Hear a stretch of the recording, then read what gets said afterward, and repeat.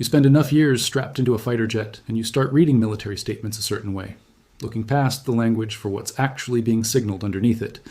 And this week gave us a statement worth reading that way, because Iran just closed the Strait of Hormuz for a second time in this war, and the U.S. response tells you a lot about where this conflict actually stands right now. Let's get into exactly what happened, what the U.S. did in response, and why the strait itself is such a uniquely dangerous flashpoint compared to everything else we've covered in this war so far. Quick reminder of where we are, because this war has had so many turns that it's easy to lose the thread. It started February the 28th of this year when the US and Israel launched a coordinated strike campaign against Iran that, in its opening hours, killed Iran's supreme leader Ayatollah Ali Khamenei, along with several senior commanders. Iran's response that same day was to shut the Strait of Hormuz to what it called unfriendly nations, broadcasting warnings over marine radio that no ship would be allowed to pass. That's the first closure. The U.S. spent the following weeks running an air campaign specifically aimed at reopening it, hitting Iranian naval vessels and drone assets threatening shipping in the strait. By mid-April, with an early round of talks having collapsed, the U.S. formally imposed a naval blockade of its own on Iranian ports, and by early May, Trump had ordered the Navy to start destroying any Iranian boats caught laying mines in the waterway. Then, in mid-June, came what looked for a moment like real progress. On June the 17th, Trump and Iranian President Masoud Pezeshkian signed what's known as the Islamabad Memorandum, a 14-point framework brokered by Pakistan, with Qatar, Saudi Arabia, Turkey, and Egypt, helping facilitate the talks. The deal reopened the strait toll-free for 60 days, lifted the U.S. naval blockade, and extended the broader ceasefire by another 60 days. For a few weeks, it actually held. Shipping traffic through the strait ticked up to its highest level since mid-April, though even then, analysts tracking vessel movements in real time cautioned that it wasn't a flood of normal traffic coming back, just a modest pickup, with plenty of operators still sitting on the sidelines, waiting to see if the deal would actually stick. It didn't stick. On July the 7th, Iran struck 3 vessels near the strait. On July the 8th, Trump declared the ceasefire over entirely. U.S. forces resumed strikes, reportedly hitting more than 80 Iranian targets in that initial wave, and Washington reimposed oil sanctions on Iran that had been eased under the memorandum.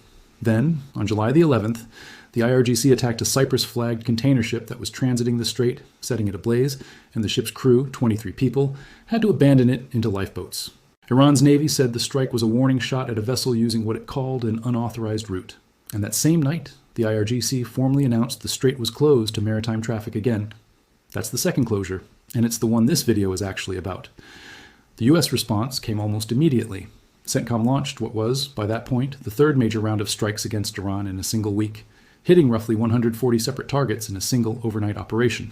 According to CENTCOM's own statement, that wave hit missile and drone sites, naval capabilities, ammunition storage facilities, communication networks, and coastal surveillance locations, essentially every category of asset Iran would need to keep threatening ships in that corridor. CENTCOM's language afterward was blunt, describing this as imposing a heavy cost by continuing to degrade Iran's ability to freely attack civilian mariners and commercial shipping transiting the strait. And here's where it gets genuinely strange, and worth sitting with for a second, because Washington and Tehran are now publicly disagreeing about a basic factual question, whether the strait is even closed at all. Iran says it's closed. Trump, the day after that third strike wave, insisted publicly that the strait remains open, while at the same time reinstating the full U.S. naval blockade against ships transiting to or from Iranian ports specifically. So you've got the bizarre situation of the American president declaring the strait open in the same breath as ordering a blockade against traffic tied to Iran, and Iran declaring it closed while simultaneously letting some Iran-approved vessels move through. Neither side's version is the full picture. What the actual shipping data shows is somewhere in between, and honestly, worse than either government's talking points would suggest. According to tracking from the IMF's Port Watch monitoring system, commercial transit through the strait on its most recent published count had fallen to roughly 11% of pre-crisis volume, 10 vessels a day, where you'd normally see somewhere around 88. Independent maritime trackers following the situation in real time describe the strait as effectively closed to commercial shipping as of this week, even though a trickle of traffic, mostly Iran-approved vessels, and a small number of military-escorted transits, continues to move through. Some of the world's largest container carriers, at least 8 of them by count, have now suspended their Hormuz transits entirely and started rerouting cargo around the Cape of Good Hope in South Africa instead, which adds enormous time and cost to any voyage, but at least avoids the strait altogether. War risk insurance for tankers willing to attempt the passage has reportedly climbed to something like 8 times its normal rate, which on its own tells you how seriously the shipping industry is pricing the danger right now, regardless of what either government says publicly. There was also a brief strange episode this week where Trump floated the idea of charging a 20% transit fee on cargo ships passing through the strait in exchange for U.S. naval protection, essentially turning American warships into a toll booth for one of the busiest waterways on Earth.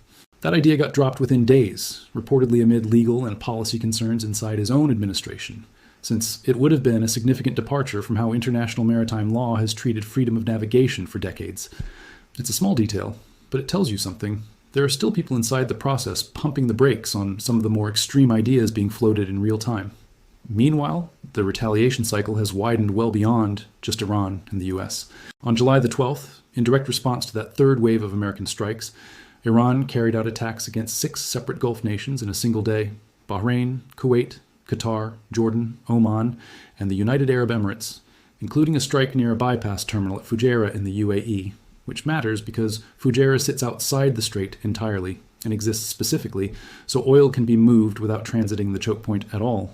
Hitting a facility built as an alternative to the strait sends a pretty clear message about what Iran considers fair game once this escalates. Oman, which had literally hosted Iran's foreign minister for security talks about the strait just hours earlier, got hit anyway, and put out a statement condemning the attack while stressing it was taking all necessary measures to protect its people. Sirens sounded in multiple Gulf capitals that day, with governments telling residents to stay indoors. And then, on top of all of that, Yemen's Houthi movement formally entered this phase of the conflict, threatening to close the Bab el-Mandeb Strait as well, which is the other major choke point controlling access in and out of the Red Sea. If you're keeping score, that means you now have threats hanging over 2 of the most important maritime choke points on the planet at the same time: Hormuz in the Persian Gulf and Bab el-Mandeb down by Yemen, both tied to the same broader conflict. Let's talk about why the Strait of Hormuz specifically is such a uniquely dangerous flashpoint, because I don't think people always appreciate the numbers here. At its narrowest point, the strait is only about 21 miles wide, with the actual shipping lanes in each direction just a couple of miles across, hugging the Omani coast on one side. Roughly a fifth of the entire world's oil production normally moves through that gap. There is no easy substitute. Analysts tracking the crisis point out that the combined bypass capacity of the existing pipelines built specifically to route oil around the strait, the Petroline and East-West pipeline through Saudi Arabia, the ADCOP pipeline through the UAE, and the Gorey-Jask pipeline inside Iran, adds up to roughly 40% of normal Hormuz throughput at best. That leaves something like 60% of Gulf crude output with nowhere else to go that doesn't cross that 21-mile gap. That's the mathematical reason the whole global oil market gets nervous every single time this waterway comes into question. There simply isn't enough alternate capacity to absorb a genuine long-term closure. You can see that nervousness directly in the oil markets this week. Brent crude jumped more than 9.5% in a single day earlier this week, its largest one-day gain in more than 6 years, and has been trading in the mid-$80 range since somewhere around 19% above where it sat before this war started back in February. Interestingly, in the last day or two, that price has actually flattened out a little, moving less than 1% day over day, even as the physical situation on the water has gotten worse by most measures. Analysts reading that gap are split on what it means. It could be a sign the market is simply exhausted from months of volatility and has priced in most of the realistic scenarios already. Or it could reflect growing confidence that alternate supply routes and existing inventories can absorb this specific disruption without a full-blown global energy crisis. Either read is plausible right now, and I wouldn't bet heavily on either one. There's also a real human cost sitting underneath all these numbers that's worth naming directly. Beyond the crew that had to abandon that burning container ship on July the 11th, there have been at least 2 separate tanker strike incidents since, hitting vessels, including ones operated by the UAE's national oil company, with at least 2 seafarers confirmed killed, according to maritime authorities. Reuters has also reported that some commercial shipping operators are now refusing U.S. military-escorted transits specifically, even when the American Navy is offering to help ships get through, because being seen alongside a U.S. warship in these waters has apparently become its own category of risk, given how willing Iran has shown itself to be about striking anything associated with either side. That's a pretty telling detail when merchant sailors trust their own judgment about avoiding a U.S. Navy escort more than they trust the protection it's supposed to offer. That tells you something about how contested this waterway genuinely is right now, not from a talking point, but from the people whose lives are actually on the line out there. So what does actually reopening a strait like this look like from a military execution standpoint? Because I think this is the part that gets lost in the political back and forth. It's not one clean operation, it's really 3 separate problems layered on top of each other. First, You have to deal with sea mines, and multiple reports throughout this war have described sections of the strait as mined and effectively unnavigable outside a couple of inshore traffic zones near the Omani and Iranian coasts, which is slow, methodical work for naval mine countermeasure ships, not something airstrikes alone can fix. Second, you have to suppress Iran's coastal anti-ship missile and drone launch sites, which is exactly the category of target. CENTCOM says it's been hitting in these recent strike waves.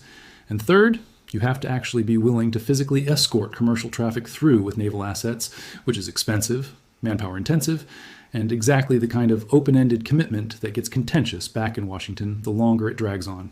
And that congressional angle really does matter here, because it's the thing constraining how far any of this can actually go, regardless of what gets said in a television interview.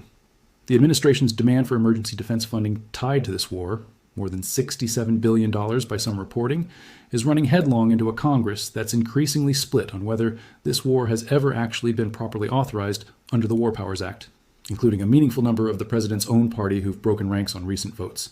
That fight isn't going away, and it puts a real ceiling on how sustained an operation like reopening the strait by force can actually be if lawmakers start pulling back the money that pays for it.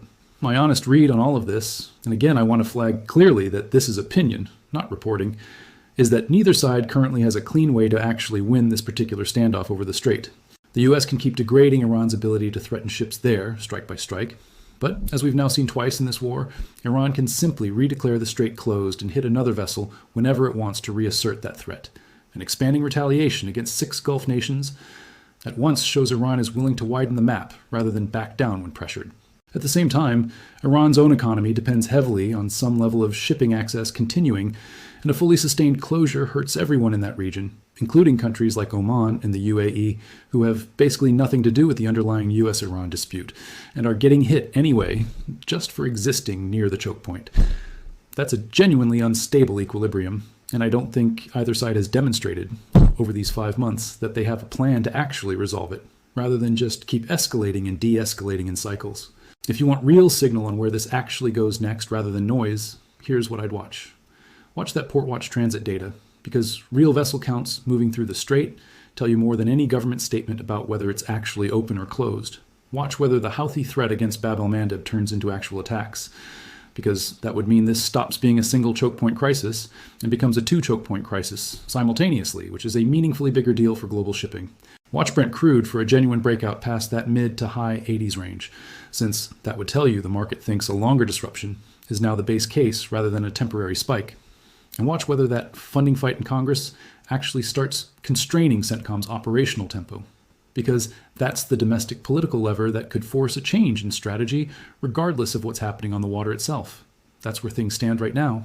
This is a genuinely fluid, dangerous situation involving real sailors, real casualties, and a huge share of the world's energy supply, and I think it deserves better than getting flattened into a simple who's winning framing. If you found this kind of grounded breakdown useful, go ahead and subscribe, because this story is moving fast, and I want to keep you updated with what's actually confirmed rather than what's just loud. And leave a comment telling me what part of this you want covered next, whether that's how naval mine clearing actually works, what a Bab el-Mandeb closure would mean on top of Hormuz, or the funding fight back in Washington that's going to shape how long this can keep going. I read every comment, and it directly shapes what gets covered here next. Thanks for watching, and I'll see you in the next one.